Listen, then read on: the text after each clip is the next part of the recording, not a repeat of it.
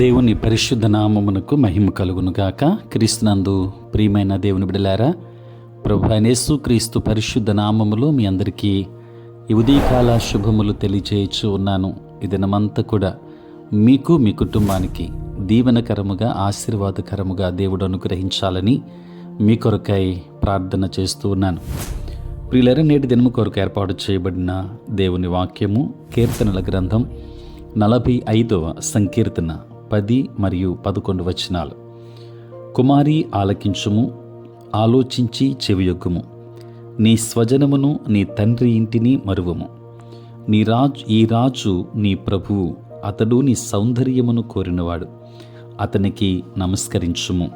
ప్రియులరా, నేటి దినము కొరకు ఏర్పాటు చేయబడిన ధ్యానాంశము అంతరంగిక సౌందర్యము. అంతరంగ సౌందర్యము. ప్రియులరా, పాత నిబంధన కాలమందు జీవించిన దావీదు తన ప్రవచన నేత్రములతో క్రొత్త నిబంధన కాలమందు ఉండబోవు వధువు సంఘాన్ని చూచి, నీ రాజు నీ ప్రభువు నీ సౌందర్యమును కోరినవాడు అని చెబుతున్నాడు. ప్రియులరా, క్రీస్తును సంతోషపెట్టు జీవితమునకు సమర్పించుకొనుట, ప్రతిష్ఠించుకొనుట మనలను పెండ్లి కుమార్తె స్థానమునకు హెచ్చిస్తుంది.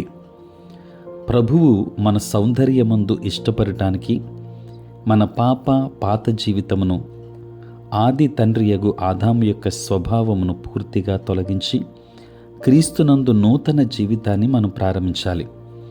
పౌలు భక్తుడు కొరింథీ సంఘానికి వ్రాసిన 2వ పత్రిక 5వ అధ్యాయం 17వ వచనములో గమనిస్తే, కాగా ఎవడైనను క్రీస్తునందున్న ఎడల వాడు నూతన సృష్టి, పాతవి గతించెను, ఇదిగో క్రొత్తవాయును అని వ్రాయబడి ఉంది.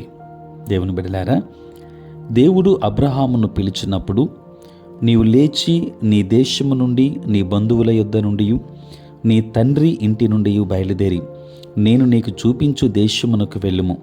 నిన్ను గొప్ప జనముగా చేసి నిన్ను ఆశీర్వదించి నీ నామమును గొప్ప చేయుదును.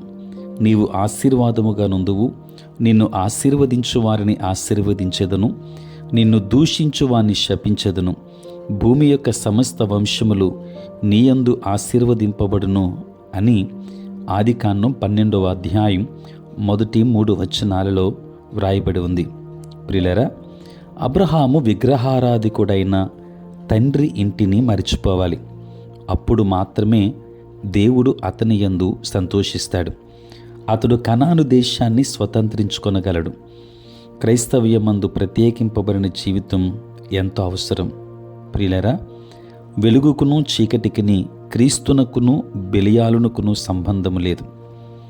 పరిశుద్ధ గ్రంథములో మనం గమనించినప్పుడు, బోయాజును వివాహం చేసుకుని నిమిత్తము రూతు తన తండ్రి ఇంటిని, దేశమును, సమస్తమును విడిచి ఇజ్రాయేలు దేశమునకు వచ్చెను. ప్రభు ఆమె అంతరంగ సౌందర్యమందు ఇష్టపడి ఆమె సంతతిలో జన్మించెను. ప్రియులరా, కాబోవు రాణియగు ఎస్తేరుగా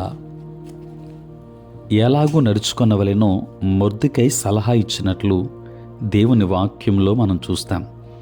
రాజు కోరుకొను సౌందర్యము గలవారిగా జీవించుట మనకెంతో అవసరం.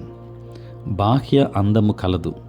వస్త్రధారణ ద్వారా, టాయిలెట్ ఐటమ్స్ ద్వారా శరీరమును సౌందర్యము చేసుకొనుట కలదు. అదే సమయంలో మధుర స్వభావము, గుణగణముల వలన కలుగు అంతరంగ అందము ఉంది. ప్రియులరా, మానవుడు ముఖమును చూచుచున్నాడు, కానీ ప్రభువు హృదయాన్ని చూస్తున్నాడు. వెలుపటి అందము వ్యర్థం, అది గతిస్తుంది. అయితే అంతరంగములోని అందం ఎల్లప్పుడూ నిలుస్తుంది.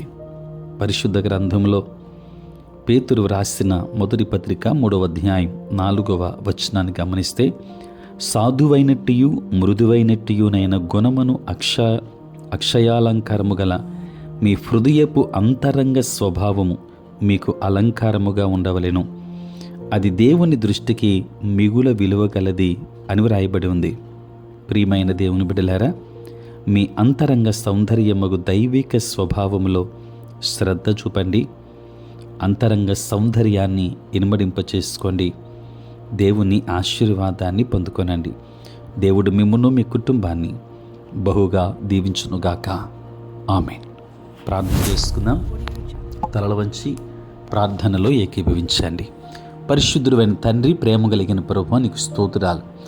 రాత్రంతయు కాపాడి సంరక్షించి సుఖనిద్రను దయచేసి మా జీవితంలో మరి యొక్క నూతన దినాన్ని ప్రభువా మీరు మాకు అనుగ్రహించినందులకే స్తోత్రాలు చెల్లిస్తున్నాం. ప్రభువా, ఈ దినమంతా కూడా మీ సన్నిధి మాతో ఉంచండి. మీ ప్రసన్నత మాకు దయచేయండి. నేటి మా పనులలోనూ, ప్రయాణములలో, పరిచర్యలో మీరు తోడే ఉండండి. దినచర్య అంతటిలో మీ సహాయమును అనుగ్రహించండి. నీ కాపుదల నడిపింపనివ్వండి నాయన. ఉద్యోగస్తులు, వ్యాపారస్తులు, కష్టపడి పని చేసుకుంటున్న బిడ్డలందరినీ దీవించండి.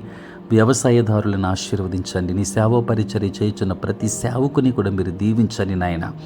నేటి పనులన్నింటిలో కూడా మీరు తోడై ఉండండి. అనారోగ్యంతో ఉన్న వారికి ఆరోగ్యాన్ని ఇవ్వండి. సమస్యలతో ఉన్న వారికి సమాధానం ఇవ్వండి. తండ్రి, నీకు వందనాలు. ప్రభువా, ఇదిగో తండ్రి, నేటి దినాన పుట్టినరోజు, పెళ్లి రోజు జరుపుకొనుచున్న బిడ్డలను దీవించి నూతన ఆశీర్వాదాలు మెండుకు అనుగ్రహించుమని తండ్రి, బాహ్య సంబంధమైనటువంటి సౌందర్యం మాత్రమే కాక అంతరంగ సౌందర్యాన్ని మేము వెనుబడింప చేసుకుని నీ రాకడ కొరకే తగు సిద్ధపాటు కలిగి ఉండడానికి సహాయం చేయమని యేసు నామములో ప్రార్థించి వేడుకొనుచున్నాం తండ్రి. ఆమేన్. తండ్రి, కుమార, పరిశుద్ధాత్మ త్రియేక దేవుని దీవెన సదా మీకును మీ కుటుంబానికి తోడై ఉండును గాక. ఆమేన్.